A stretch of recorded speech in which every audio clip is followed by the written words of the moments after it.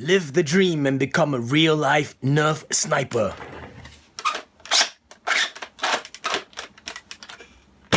You're now tuned into episode 148 of Pwned. This episode is all about this, and I think some of you have got it right. Yes, you have guessed it right. It will be a review on this. I mean, clearly you guys have already read the video title, right? It's the Nerf AWP cosmetic kit. It's called AWP, right? Like, I've always called it the AWP, so I think it's called AWP. This cosmetic kit has been the talk of the town for like the past couple of weeks. Yes, I've also had it before that. I had just finished installing it when someone put it up on Facebook on the Nerf Modders Welcome page, and then a lot of people went crazy about it, and everyone else is now thinking of putting an XBZ in it or doing an HPA mod, and I think that's a wonderful idea. So this blaster actually isn't mine. I'm gonna give Enoch a shout out right now because Enoch commissioned me to do this. Well, kind of commissioned me because I've never seen this kit beforehand, and he was the one that showed it to me at first, and he asked me if I was interested in actually reviewing one of these. So I would be doing the installation and helping him to make an EXPT mod, which was quite a simple mod anyway. And in a nutshell, just commissioning me to do the entire shell. And well, I must say that it was a really nice experience. It's interesting, and I will say that this kit is very well made with one big flaw. Well, kind of like a flaw, it's more like one portion where it could be greatly improved. Yeah, but I'll speak about that as we go through the video. So first of all, everyone can see that this resembles an AWP. Yep, so for all of you who really like this and you start to use this, could you be considered an operator? It's a 3D printed cosmetic kit that is designed to fit on the retaliators, but of course, because the retaliator shell is exactly the same as a recon shell, this is a recon. It is a yellow recon, and they have a yellow kit. I don't know if these yellow kits are actually available. I've seen a white kit, I've seen a black kit, and this yellow kit I guess I've never seen in pictures. So yeah, I'm quite happy to actually receive this yellow piece. Of course, I'll be sending this guy back to Enoch, but yeah, I've already told that to you guys. So the yellow is actually quite spot on. It's not exactly the same as the Nerf yellow. It's a little bit, let's just say a little bit more mustardy when you compare it to the bright yellow of the Nerf Recon shell. Yep, but yeah, you can tell when you look at it this way. But honestly speaking, it's quite a close match. The orange is a little bit pale in comparison to the orange that's featured on the Recon as well. But all in all, it looks quite solid, and I like the fact that, you know, it's bright colors. I personally am a fan of bright, toyish looking colors on blasters because, you know, it looks cool, but at the same time, it still maintains the toy aspect so that people won't start to get suspicious or, you know, like won't call the cops on you and things like that. It is still ultimately a toy. So before I go into more details about the shell, and of course giving you guys a firing demonstration, I actually filmed a little segment where I talk about the internals, and I gave you some tips if any of you are actually looking to make an expanded plunger tube mod on a recon shell, or maybe even a retaliator for that case. So check this part out first, and then we'll get to the others later on. Alright, here we go. Now before I start telling you guys about the internals and what you have to do to the retaliator or the recon shell, the first rule I want to say is measure twice, cut once. If not, at least measure 10 times, then cut once. Second is, you have to know exactly what the internals you want to use are. Number 3, go really slow when you're cutting it out, because technically you get only one shot at expanding this area to fit your long shot plunger tube, or the equivalent size of a plunger tube. If you screw up, you're gonna have to find ways to add material to it so that you can hold the plunger tube snug in place. Now, first, the most important thing is for you to get your internals, and you want to measure up how much of the shell to cut. Take note, this is a recon shell, not a retaliator shell. So in order to make things a little bit more simple for you, you want to use a retaliator plunger tube. But if you don't have one on hand, it's okay. You could still measure it by eyeballing and then using a ruler. So what's the deal with this? First of all, you get your setup, and in this setup, I'm using an artifact bolt sled as well as the breech system. Now you can see the other half of the breech system right here. We'll talk about that in a little while.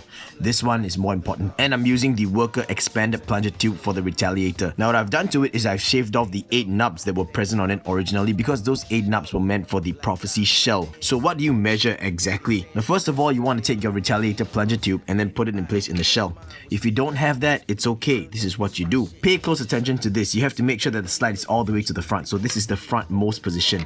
And then you're going to have your bolt sled and breech without the plunger tube, because before this, there's going to be all the ribs left in the shell that will prevent you from putting the long shot size plunger tube in. So you're gonna have this half first and set it in place. Now what you gotta do here is to make sure that the O-rings will line up with the front lip of the plunger tube, when it is in the closed position or completely forward position. So in this position, this is the fully forward or fully closed position.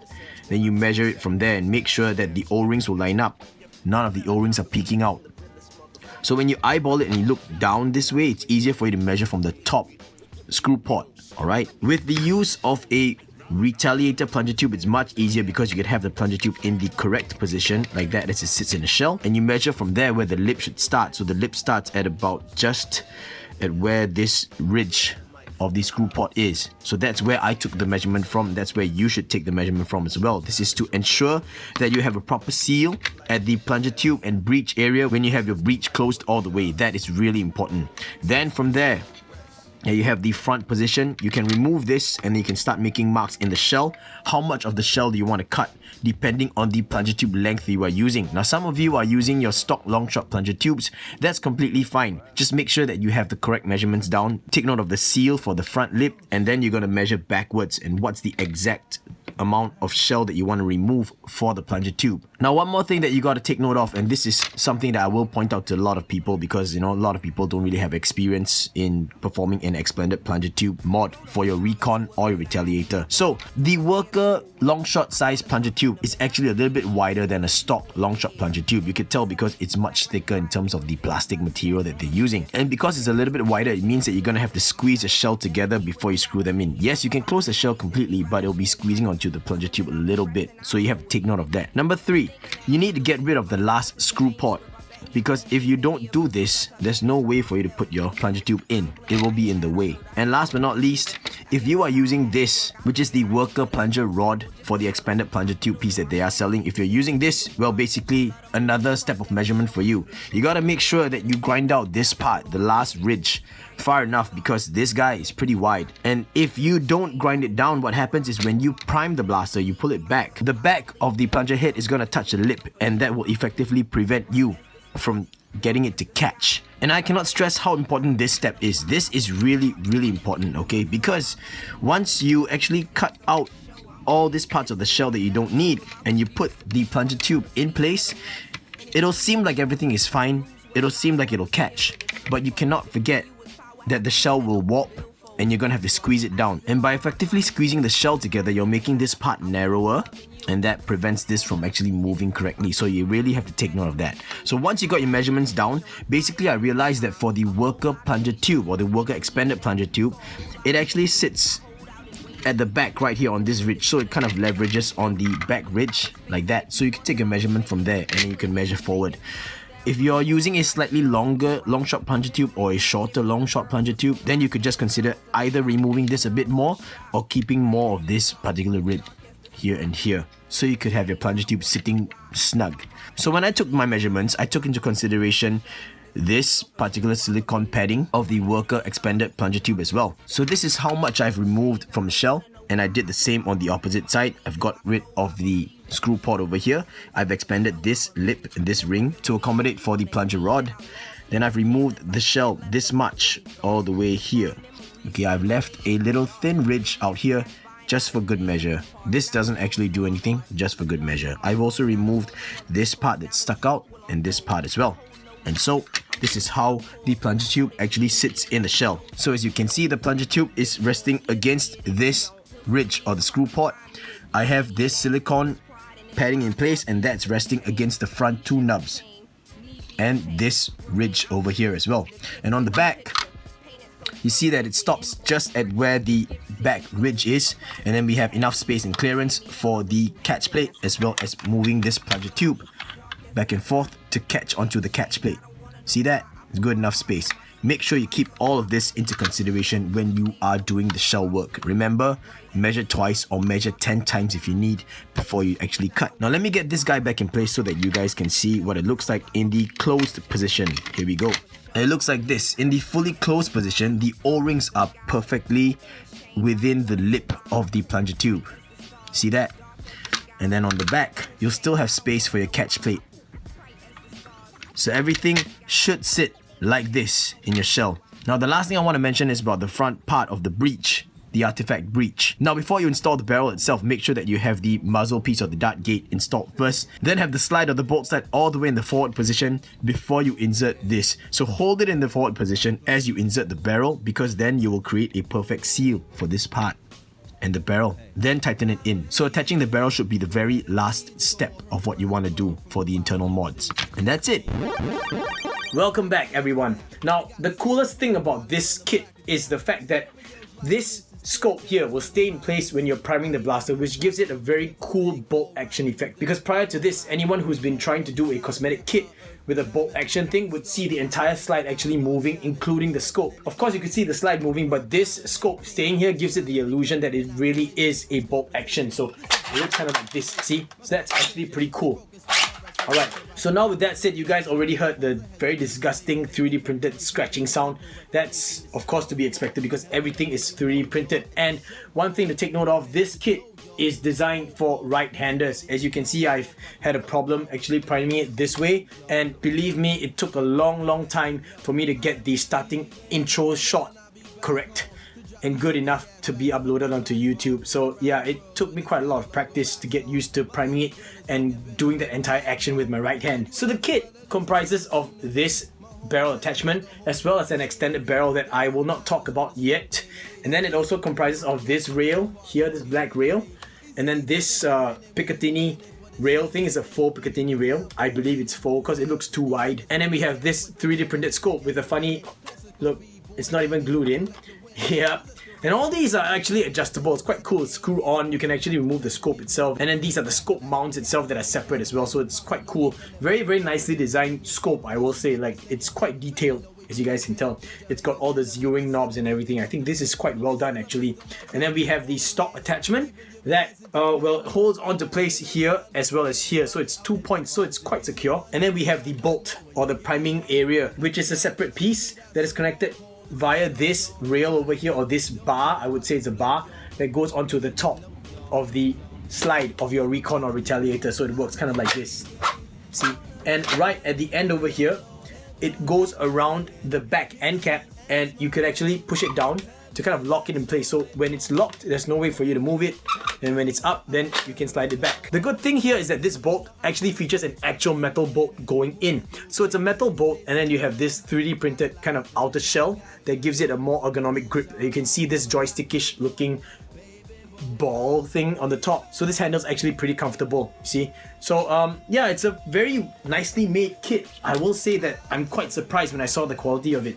It rivals F10s and it rivals Gavin's, like no kidding. And oh yeah, one more thing I want to mention about this barrel attachment is that you can actually remove this black part over here, 2 screws as you can see, slide it up, and there'll be a set screw on the inside that helps you to lock onto the notch right here, so that this is really secure now. You can see that it doesn't really scratch anything, it's just secure. So you gotta remove this and undo that set screw before you can actually remove this.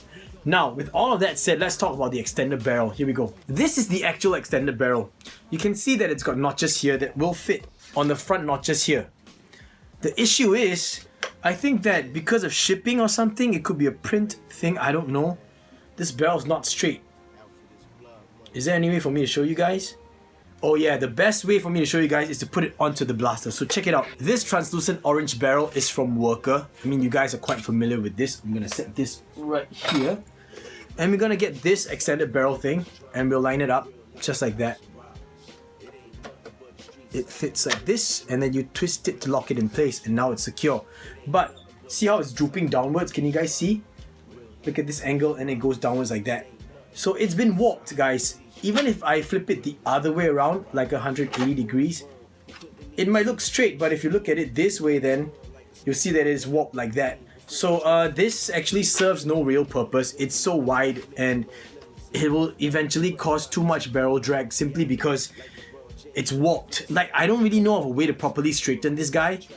Yeah, so I think that even in the video that you guys actually saw of the other person firing this blaster, I think that the muzzle piece was also warped, because Enoch shared with me that someone else has gotten theirs as well, and this muzzle piece is also warped. So I think this is one of the bigger flaws of the kit, but it is not the flaw that I was talking about. So just for cosmetics, I actually got one of these barrels. So yes, this is so that any of you who's interested in getting one of these with an extended barrel know that you could just get any of these barrels, whether it's from worker or from men gun or whatever, and depending on the length, you can have super long length. I mean, it's really your choice, but yeah, you could just slip it in and it's a friction fit. It's snug, not gonna drop out until you actually yank it out. But personally, I think it looks cool this way without an extended barrel. I kind of like the way it looks right now. This is actually quite sleek in my opinion. I like this. So what's the deal with the biggest gripe that I have about it? It's priming actually. This kit, I believe, was designed to take only the stock spring. And the reason why is because this part will start to flex a little bit under heavier spring loads. And that causes a priming issue. Look, I'm not able to prime it in one smooth motion. It gets stuck. Then I'd have to kind of adjust it again. Right here, this is where the issue lies. This part over here.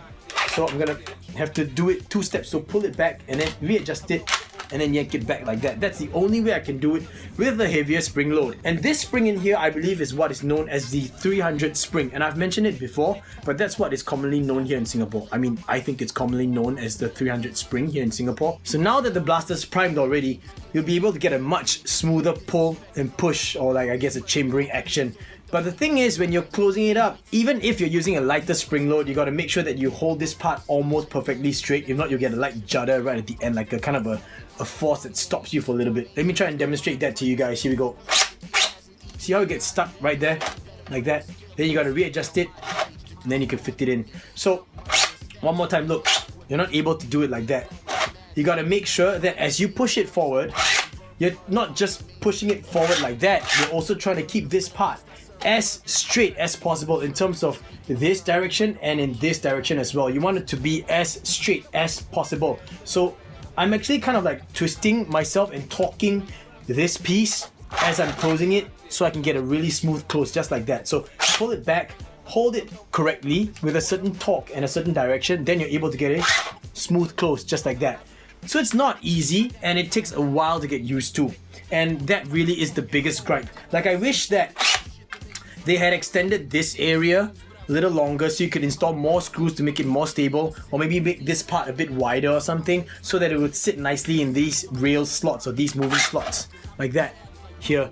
I think that this would be the bane of this entire kit. Of course, the second thing is that disgusting scratching sound made by the 3D printed parts, both here and here as well, because most of it is just amplified up here because this is where the outlet is, I suppose. But it's kind of disgusting. You don't get much of a sound from this piece over here. It's mainly here.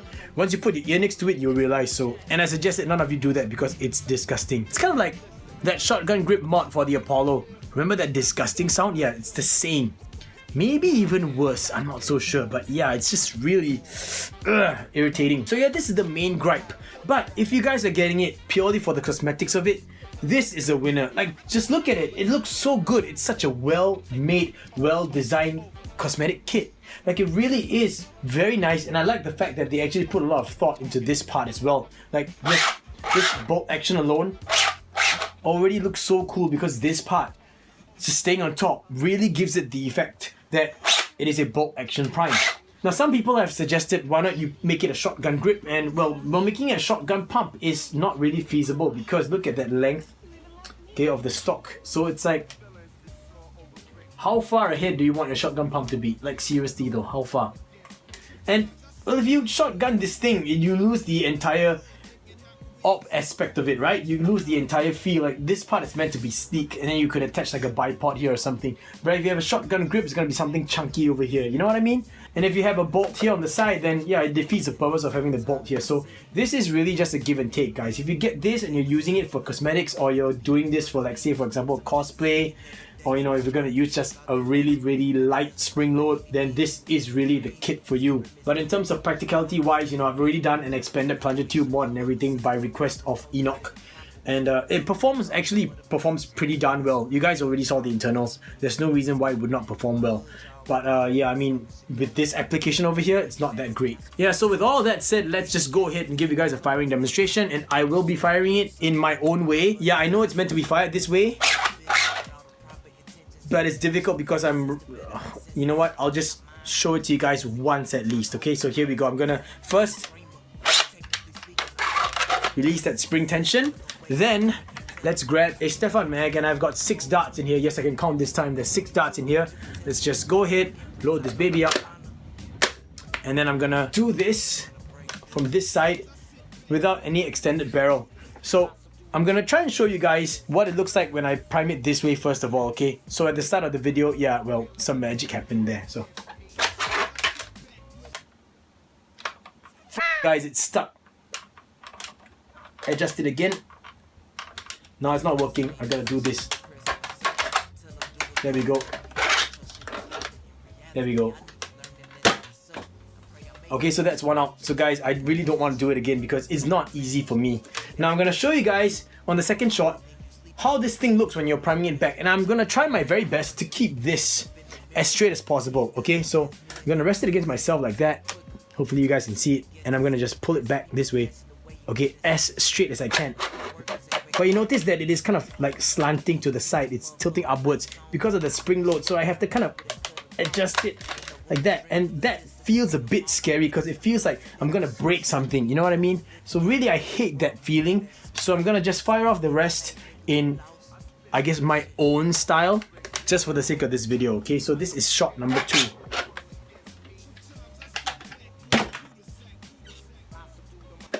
Shot myself in the belly, guys. Shot number 3, here we go. This is my kind of 2-step priming method, so here we go.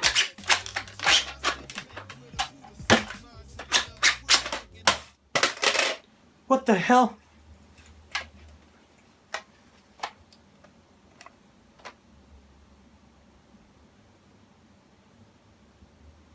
How did... A few moments later.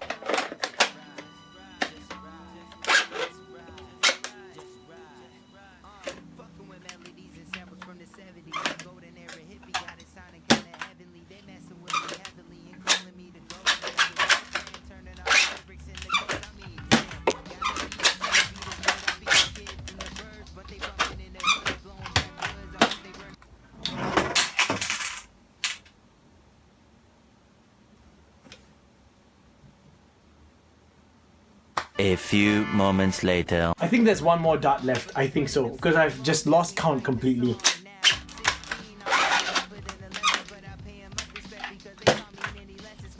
Yep.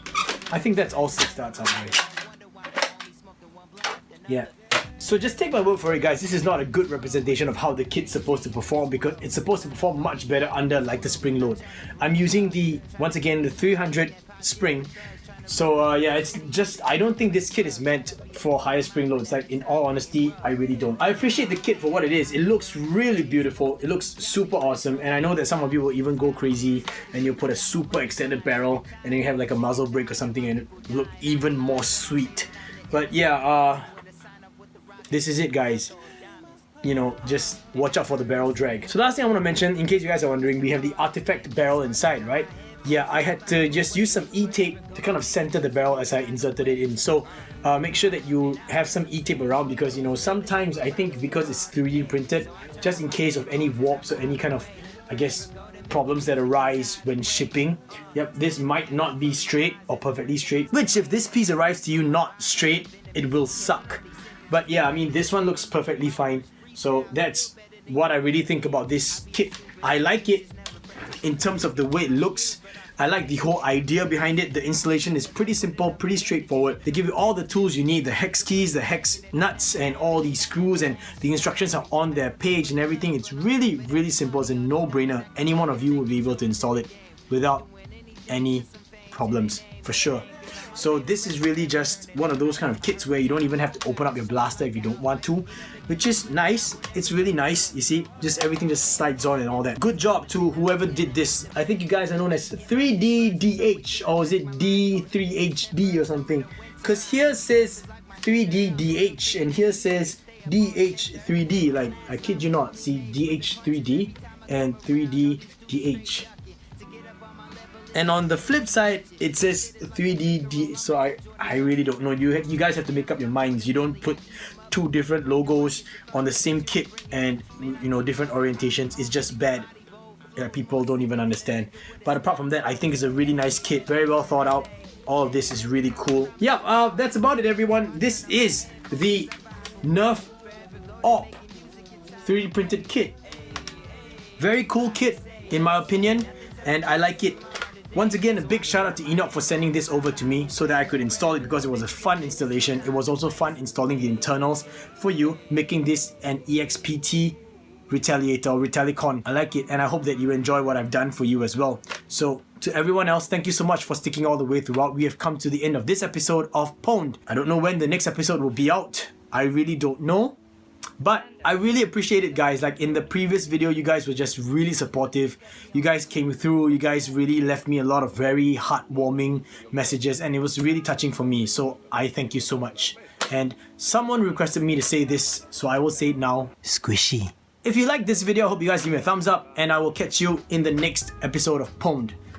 Drills pay the bills, and teamwork makes the dream work. Peace. No, seriously guys, is it AWP or AWP? Like for my whole entire life, I've always called it AWP because it's always spelled in capital letters. But every time I watch videos like CSGO and of people actually reviewing real AWPs, everyone just says either rifle or AWP. So is it AWP or AWP? Because you know, if you're someone that uses this particular rifle, they refer to you as an AWPer. So does it make me an operator? Sorry guys, I really just had to do that. Come on.